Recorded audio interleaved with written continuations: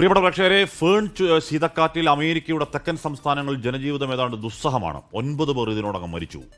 ലക്ഷക്കണക്കിന് വീടുകളിൽ വൈദ്യുതി ബന്ധം വിച്ഛേദിക്കപ്പെട്ടു. 10,000-ലധികം വിമാന സർവീസുകൾ റദ്ദാക്കി. 12 സംസ്ഥാനങ്ങളിൽ അടിയന്തരാവസ്ഥ പ്രഖ്യാപിച്ചിരിക്കുകയാണ് അമേരിക്കൻ പ്രസിഡന്റ് ഡൊണാൾഡ് ട്രംപ്. എന്തൊരു മഞ്ഞ ദൈവമേ, തണുത്തു പറയ്ക്കുന്നു.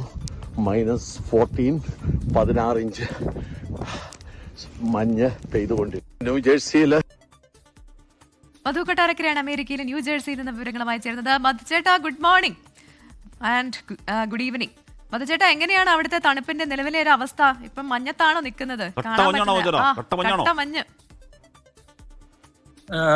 Pravitha Kashmi, good morning, happy republic day. എന്റെ ചുറ്റിനും കാണുന്നത് മഞ്ഞ് തന്നെയാണ്. ഇത് വിചാരിക്കണ്ട. ആ മഞ്ഞത്ത് 24 പുറകെ കാണുന്നുണ്ടല്ലോ. 24 അങ്ങനെ നാണിച്ചു നിൽക്കുകയാണ്. അല്പം കഴിയുമ്പോൾ മഞ്ഞ് ഉരുകുമ്പോൾ 24 വർദ്ധിത വീര്യത്തോടുകൂടി തിരിച്ചു വരുന്നതായിരിക്കും. നേരത്തെ സൂചിപ്പിച്ചതുപോലെ ഏതാണ്ട് 10-ലധികം മരണങ്ങളാണ് ഏറ്റവും ഒടുവിൽ റിപ്പോർട്ട് ചെയ്തിരിക്കുന്നത്. ഇപ്പം ന്യൂജേഴ്സിയിൽ ഏതാണ്ട് -7 ഡിഗ്രിയാണ്, ഏതാണ്ട് 14 ഡിഗ്രിയുടെ ഫീലാണ് നമുക്കുള്ളത്. മറ്റ് പല സംസ്ഥാനങ്ങളിലും ഇതേ രീതിയിൽ തന്നെയാണ് ടെമ്പറേച്ചർ വളരെ താഴോട്ട് പോയിരിക്കുകയാണ്. ഇനി വരും ദിവസങ്ങളിലും ഇതേ രീതിയിലായതുകൊണ്ട് തന്നെ ഈ ശൈത്യം വലിയൊരു അപകട സാധ്യതയിലേക്ക് പോകാനുള്ള ഇതുണ്ട്. അത്തരം മുന്നറിയിപ്പുകൾ വന്നിട്ടുണ്ട്. ന്യൂയോർക്കിൽ മാത്രം 5 മരണങ്ങൾ രേഖപ്പെടുത്തി എന്നാണ് ന്യൂയോർക്കിലെ പുതിയ മേയർ മംദാനി പറഞ്ഞിരിക്കുന്നത്. ദേശീയ സുരക്ഷാ സേന ന്യൂയോർക്ക് നഗരത്തിൽ വിന്യസിച്ചിട്ടുണ്ട്. അതുപോലെ 10 ലക്ഷത്തിലധികം ആൾക്കാർക്ക് അമേരിക്കയിലെ പല സംസ്ഥാനങ്ങളിലായിട്ട് വൈദ്യുതി നഷ്ടപ്പെട്ടിരിക്കുകയാണ്. ഇതിൽ ഏതാണ്ട് ടെനസിയിൽ 3 ലക്ഷത്തോളം ജനങ്ങൾ ഇരുട്ടിലാണ് ഇപ്പോഴും.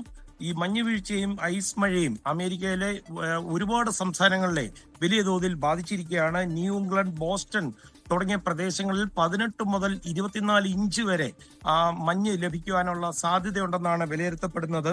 അതുപോലെ Colorado, Illinois, Indiana, Missouri, New Jersey, New York, Pennsylvania തുടങ്ങിയ കിഴക്കൻ മേഖലയിലുള്ള സംസ്ഥാനങ്ങളിൽ 14 ഇഞ്ചോളം മഞ്ഞ് വീണ് കഴിഞ്ഞു.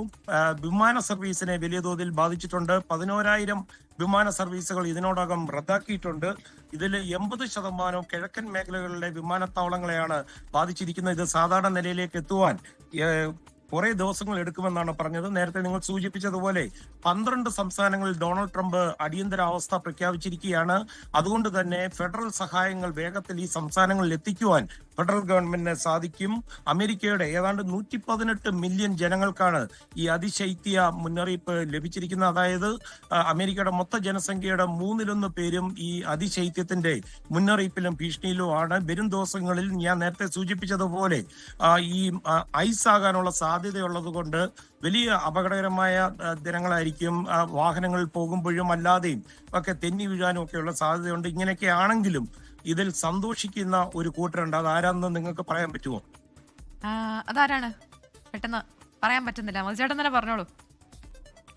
ഇത്തരം പ്രശ്നങ്ങൾ ഉണ്ടാകുമ്പോൾ ലോകത്ത് എപ്പോഴും സന്തോഷിക്കുന്നത് സ്കൂൾ കുട്ടികളാണ്. പല സ്കൂളുകളും അവധി കൊടുത്തു. അതുകൊണ്ട് അവര് വളരെ ഹാപ്പി ആയിട്ട് വീട്ടിലിരിക്കും. വർക്ക് ഫ്രം ഹോം ഒക്കെ തുടങ്ങി കാണുമല്ലോ. അപ്പം ജോലിക്ക് പോകേണ്ടവരും അല്പ സന്തോഷത്തിലായിരിക്കുമല്ലോ. വീട്ടിലിരുന്ന് ജോലി ചെയ്യാം, വീട്ടിലിരിക്കാലോ. തീർച്ചയായിട്ടും. ലോകത്തെവിടെയായാലും ഏത് സമയത്തും 24 വാർത്തകളും ഓഗ്മെന്റഡ് റിയാലിറ്റി പാക്കേജുകളും എക്സ്പ്ലെയിനറുകളും വിശദമായി കാണാൻ ഞങ്ങളുടെ യൂട്യൂബ് ചാനൽ നിങ്ങൾക്ക് സബ്സ്ക്രൈബ് ചെയ്യാം.